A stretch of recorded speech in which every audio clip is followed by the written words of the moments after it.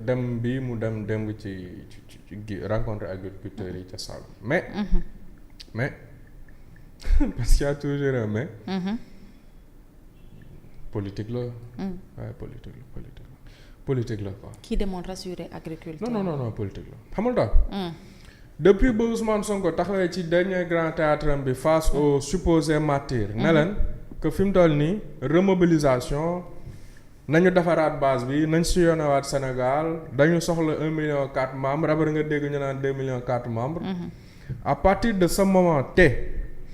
action bu ñu mën mettre en place man damay jàpp ne damay jàpp ne action politique la pour jëmale ci objectif yooyu ñu décliner parce que booba léegi am na ay situation yu urgentes yoo xam ne nécessité woon na premier ministre déplacé wu cette année il y a eu des inondations à Matam il y a eu des inondations à Touba il y a eu des inondations à Dakar il y a eu des inondations à Tambacounda ce sont des situations humanitaires xam nga baykat yi aujourd'hui c'est une situation avant tout un problème de finance d'abord c'est un problème aussi social mais léeg-léeg mbënd mi inondation bi c'était une situation humanitaire maanaam c'était la vie et la dignité de personnes la santé de personnes qui étaient en jeu donc quand tu essaies de prioriser ay urgence il n'y avait pas plus urgent que de se déplacer vers ñooñu enclencher fa ak plan Orsec pour ñu génn ci jafe-jafe yi nga xamante ne bii seen dignité en tant qu'être humain lañ doon ñàkk ay wanag ñàkk fu ñu tëdd ñàkk lu ñu lekk mais loolu politiquement c'était beaucoup plus risqué te foofu mënoo fa dem génnee fa ni nga génnee fii mooy diggee après nga dem foofu da ngay ñëw fekk une situation qui est là mënoo diggee après nga dem il faut que daar qu'il y ait des mesures qui soient prises ci tàng-tàng bi donc politiquement c'est beaucoup plus intelligent d'aller de communiquer vers ça vers un sujet comme ça mais il faut ñu nangul ko que l'exercice politique la communication politique en tant que tel c'est un exercice l'exercice a été réussi après nag xamuñu ndax le but escompté mais politiquement en tout cas la mu bëggoon a def nañ ko te amaana communicant dinañ comprendre la mu bëggoon a def avoir créer cette proximité là cette image de dama jege askan wi cette image de je n'ai pas peur ma jàkkaarloog askan wi ñu waxtaan des problèmes et cetera à l'opposé du président bi nga xamante ne bi moom bu déplacé woo di def tournée ci Casamance wala dara sax du duggante wala nit ñi et cetera on comprend tout ça léegi nag bu ñu ñëwaatee ci problème de fond bi xam nga ci management dafa am ñetti piliers yoo xam ne ay soubassement la bu doon kër wala immeuble dañ naan ab fondement la mooy la vision la planification ak l'exécution ñett yooyu noonu ci management mooy xam management nu entreprise la moo xam management nu service public la moo xam management nu artiste la whatever loolu ay piliers la vision mooy fan la ñu war a dem par rapport à cette question-là de l'agriculture aujourd'hui Fatima il faut qu'on comprenne une chose bu dee ci wàllu gestion ak management la ñu wax cuune moo ci feeñ parce que ñetti piliers yii ma la décliner amu ci benn boo xam ne respecté nañ ko xam nga vision moo lay permettre lii dal la bañ la dal vision mooy nga xam fan la ñu war a jëm nga xam exactement fan la ñu war a jëm nag bu ñu koy wax ci management du dañoo bëgg atteindre autosuffisance en riz wala dañoo bëgg atteindre autosuffisance en arachide déedéet ce que ça stipule mooy nga nañu 2027 dama bëgg mu fekk bassin arachidier bi ñuy produire nangami tonu gerte exactement non exactement c'est dit péjorativement mais qu'il y ait un chiffre qu'il y ait une date loolu mooy vision boobu boo ko amee ba pare nga jëm ci planification léegi am naa vision naka laay doxee jëm ci comment je fais pour y aller naka laay def yan jéego laay teg il faut que tu planifies les choses après il faut que tu exécutes les choses exécution bi mooy ñaata lay jar ci ban périodicité laa koy mën a def lan mooy phasage bi loolu noonu yëpp nag li xew démb wala les propos d'hier du premier ministre wane na ni ñetti piliers yi wala ñetti phases yi respecté wuñu ko parce que buñ ko respecté woon du ñu nekk ci situation wu réagir fi mu toll nii on est dans la réaction on n'est pas dans l'anticipation on n'est pas dans la proactivité différence bi may def entre la proactivité wala la stratégie ak la réaction mooy yow la situation elle est déjà là. Si tu avais une vraie vision situation bi du agsi fii. parce que xalaatoon nga ci ba am ay hypothèses xam l'hypothèse positive mi ngi nii l'hypothèse négative mi ngi nii bu ci nekk par rapport ak moom naka la ñuy réagir mais aujourd'hui tu es devant une situation boo xam ne da ngaa bàyyi ba mu installé wu. ba mu enlisé wu boobu ba léegi sa ñi ngay liggéeyandool nekk dans un déni total je parle du ministre de l'agriculture nekk dans un déni total. de présenter une situation chimérique boo xamante ne bii ci esprit am kese la existé. nga koy seetaan yow en tant que son patron le premier ministre nga koy seetaan muy enlisé wu di envenimé wu ba agsi ci loo nga xamante ne bii yow tu es obligé nga déplacé wu sa bopp alors que tu as d'autres sujets. kon incompétence su Mabouba Diagne day feeñ foofu. bien sûr ak bu premier ministre bi bu ñoom ñëpp. non PM bi moom bosam mënul feeñ peut-être que c'est l'homme de la situation aussi. Fatima. oui. xam nga koo xam ne dafa parce que en toutes circonstances dañuy interpeller le premier ministre Sénégal ku am problème rek da nga naan maa ngi interpeller comme ni ñu doon def ñoo ngi interpeller Macky Sall. mais seulement fii li ñuy interpeller le président de la République sax bariwul on interpelle plus Ousmane Sonko c'est le chef du gouvernement et que jàpp nañu ni les rênes politiques solides ci jamono ci moom moo ko téye. Est-ce que c'est parce que c'est l'homme de la situation aussi moo tax présence am pour que baykat yi mën a rassurer wu moom mu def ko. Fatima lu tax tey bu benn journaliste source A bindoon ñombe duñ ko woo moom kese ñuy woowaale patron rédaction bi. parce que si tutelam la. jeex na pourtant mënoon nañ ne mais journaliste bi lu mu bind moom moo ko bind mais non loolu mooy manager. tu ne peux pas faute yi nga xam ne yow yaa leen tànn tabb leen jox leen ay mission jox leen une direction bu ñu lajjee yow mënoo cee raxasu ce n'est pas possible alors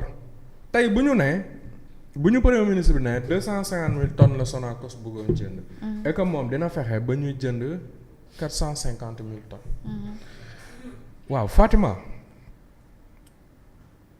ñoom biñ premier ministre ba tey moo ñuy wax ni yokku nañ surface arable yi yokku nañ moyens yi ñu mettre en disposition pour que la ñuy bay yokku. mais la ñu bay nañu bëggoon mu tollul nii.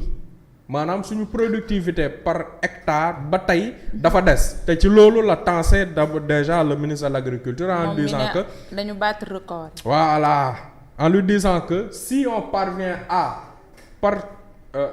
par hectare ñuy bay 2 fois li ñu nekk di bay fi mu ne bu boobaa dinaa la mën a féliciter waa léegi yow yaa ngi am ambition wu bay 2 fois li nga bay nii 960 000 tonnes le ministre de l'agriculture bi wax yow yaa ngi am ambition wu bay 1,8 million waaw 1,8 million de tonnes loolu nga amoon ambition bi kon parce que bu ministre de l'agriculture bi defoon loolu nga félicité ko kon loolu nga bëggoon. waaw mais yow xaaju loolu. tu peines à les écouter waaw tu ne peux pas écouler 960 000 nga ne yow. c'est contradictoire de wax dëgg yàlla. mais yow pare woo en fait yow bëgg nga ñu bay lu bari. mais tu n'as pas mis amoo les mécanismes yu permettre bu ñu bàyyee lu bëri Sonacos jënd lépp mënu ko mais jënd xaaj bi sax mënu ko ba pare nga bëgg baykat bi yokk lu muy bay moom déjà baykat bi problème mu commercialisation la am nee na la ren awma problème mu bay ña doon wax ak moom dañ ko ne ren amuñu problème mu bay en tant que tel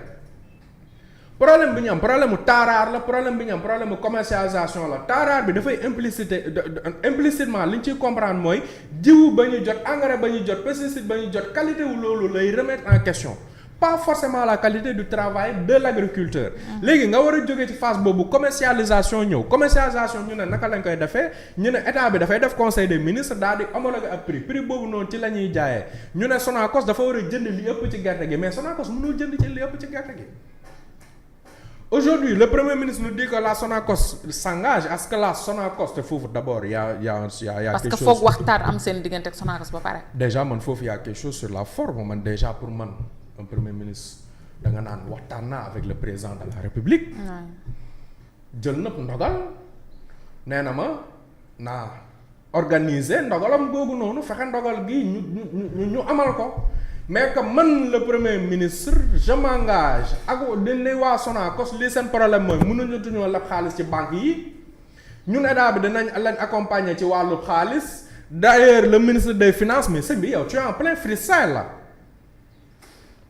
yow daal da nga yor sa xaalis boo xamante ne bi yow I don't know sa xaalis la da nga ko dénkaane à tout moment da ngay doxantu ci Sénégal bi di xool fu la neex nga joxe ne leen waaw fii sax d'ailleurs 250 000 la woon léegi daf leen ko 450 000 tonnes mais ça s'appelle du pilotage à vue ça loolu ci gestion pilotage à vue la tudd te un manager qui pilote à vue c'est un mauvais manager y a pas amul leneen lii nii yëpp dafa doon loo xam ne sont des décisions yu ñu waroon a jël balaa campagne arachidière bi di commencer waxuma la sax balaa ñoo yegg ci commercialisation balaa campagne arachidière bi di commencer. waroon nañ ne lii mooy projection yi dans une projection minimaliste mën nañ am 700 000 tonnes Sonacos lii la ci war a jënd lii la ñuy jagleel exportation bi dans une projection moyenne mën nañ atteindre 800 000 dans une autre projection une autre fourchette mën nañ atteindre 1 million mais dans tous les scénarios dinañ fexe Sonacos jënd li mu war a jënd dinañ fexe organiser njaay mi à l'exportation ba nga xam ne dinañ écouler lépp mais loolu xam-xam la. ah oui. Fatima loolu xam-xam la. tu veux dire que amuñu xam-xam quoi. je suis désolé en tout cas ci cas de figure bi wane wuñ fi xam-xam. te Fatima loolu mënuñ leen ci mere nous avons mis des stagiaires à la tête de l'État loolu mooy dëgg. c'est la réalité te aujourd'hui loolu la ñu nekk di ressentir ci secteur d'activité yëpp fépp. xam nga ci lenn la ñu efficace mooy ci daggum juuti. mais aujourd'hui encore une fois la question centrale après cette promesse là parce que xoolal dañuy xaari pexe promesse nga ñuy jox ay digge la te on est en politique bëri na fi yoo xamante ne bii nguur gi diggee nañ ko te defuñ ko man lii ñu diggee buñ ko deful itam du ma bett mais aujourd'hui la question technique bu nga xamante ne bii dañ ci war a tontu mooy Sonacos bu dee 250 000 tonnes la waroon jënd c'est qu'il y avait une raison. c'est parce que financièrement loolu lañ mënoon jënd mais aussi quelle est leur capacité d'entreposage est-ce qu'ils sont en mesure d'entreposer d'emmagasiner de stocker 2 fois plus que ñoom li ñu prévoir ne moom la ñuy stocker c'est une très bonne question tu vois toujours des vidéos sur TikTok est-ce que les agriculteurs yu la naan dem naa ci point de collecte bi mais point de collecte bi voilà nous sommes là indi nañ suñu gerte teg nañ ko mais pareeguñu pour commencer collecter parce que déjà il y a des bons qui sont impayés mënuñoo delloog suñu gerte ñoom mënuñu garder suñu gerte dañuy xool kër yi wër nga yóbbu fa saako bu nekk nga fay par journée fukki dërëm pour ñu garder la sa gerte mais ça c'est une situation qui est ubuesque te ci loolu la ñu nekk tey te digge yi nga xam ne premier ministre moom la diggee ça peut être très éloigné de ce qui est faisable de li nga xam ne mën nañ ko def aujourd'hui l'État du Sénégal en termes de liquidité pure en termes de liquidité Sonacos maanaam d'accord bu ñu ko bëggoon accompagner mais est-ce que en termes de liquidité mën nañ décaisser ba nga xam ne baykat bi la semaine prochaine bu jaayee Sonacos jox ko bon mu fayeeku ko le jour même est-ce que c'est possible est-ce que c'est faisable